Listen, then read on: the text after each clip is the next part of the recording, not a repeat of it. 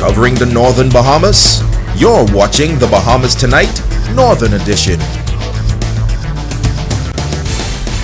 Welcome back. The naval warship USS Hugh A City made an official visit to Freeport today. The vessel is a guided missile cruiser serving in the United States. Volunteers from the ship visited the Beacon School to participate in their annual community relations project. Kimberly Mullings was there. This year, the USS City sailors are here at this great school, Beacon School, and they're doing some reading projects. We're going to be playing some games, and this is a great opportunity for us to interact with the community and give back.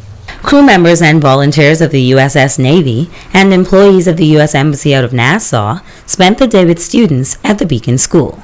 U.S. Embassy Public Affairs Officer Penny Reckamer says they are dedicated to community involvement. We have such great interactions not only with the community, but usually we try to work with children because we really want to get them inspired. We really want to have that deep interaction with children, and they just get so excited about meeting their crew members and finding out more about what they do, because it's so interesting because each of them has a different job and they get to be out on the ocean, and so the children just find it really fascinating, and we do as well. The sailors read to the students, took pictures with them, participated in the Wet and Wild Day, played basketball and soccer with them, and even a few Bahamian games. U.S. Embassy Nassau Defense Attaché Commander Kevin Self helped to coordinate the ship visit. Any port visit that we make anywhere in the world, we always want to try and set up an opportunity to for the sailors to get out into the community, for the community to see the sailors from the ship and do some sort of activity that that benefits the community, so that they can see the sailors come off the ship and develop those relationships with the local community. Chaplain with the USS Hugh A City, Lieutenant Junior Grade Tyler Hopkins says the experience is fantastic. As a Christian, my scripture says, let all the little children come to me. And this is one of the best ways for us to do that, to show them the love that they need and help them to be the best that they can be, no matter what their limitations may be. We go out on various missions. This is one of the more fun missions we get to do, obviously coming and hanging out with children and building relationships with them and getting to see that we're not just war fighters, we're people too.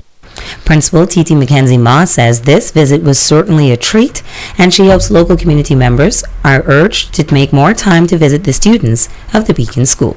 This is such a wonderful opportunity for them to socialize with them. The kids are excited, and they are always welcoming guests who come to spend the day with them. So the kids are really happy when they saw them walking. It's like, oh, yeah, the Navy. So the kids are very excited. The Beacon School is always open to all volunteers, and I'll invite all around Bahamas, whenever you are interested in coming to spend some time with the children, just to volunteer your services, to read to the children, just to come to spend the day, you are definitely invited. Kimberly Mullings, ZNS Network News. Thanks, Kim. And now to our weekly Generation Y report, which is all about inspiring young people across the country. Tonight, our Talia Hall talks with a young lady who has captured not one, but 2 prestigious awards.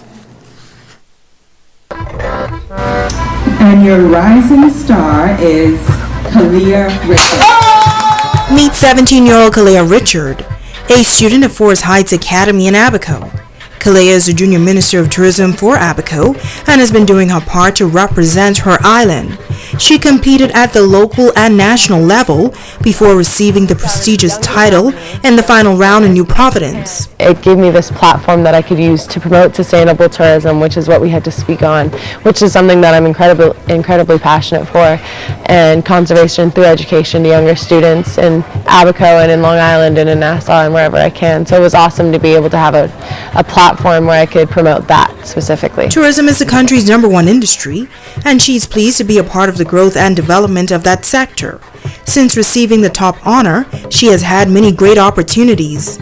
The things that have come to me because of it, the people I've gotten to meet, the experiences. I just got back from New York for a week long for Caribbean Tourism Week, which was amazing, and I got to spend time with so many different Bahamians from every walk of life, and I got to see how people live in the industry and how they work and think about a possible future for myself. And I would just want to tell other young people that anything is possible. Kaliya is also an Icon Award winner.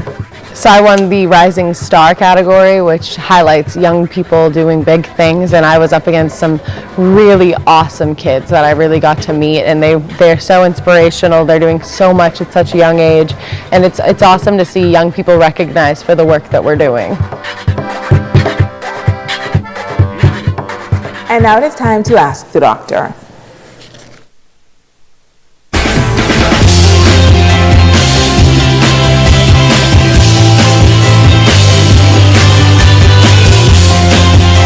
This is Ask the Doctor. I'm Dr. Monique Pratt.